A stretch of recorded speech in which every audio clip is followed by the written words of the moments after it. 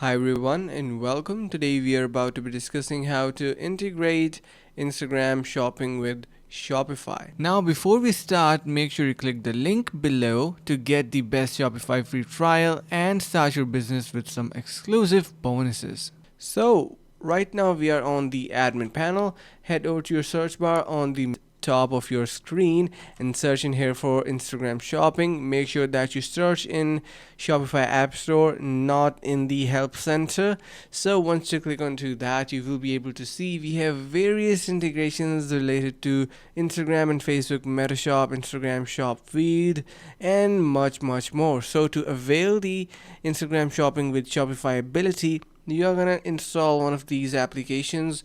You can see it is gonna look something like this once you have it, and incorporating this will allow you to integrate Instagram shopping with Shopify. Pretty easy, pretty simple. If you still have any questions, feel free to let us know in the comments below. And hope this video was helpful. Finally, make sure to click the link in the description below to take advantage of our exclusive Shopify free trial to start your business right away.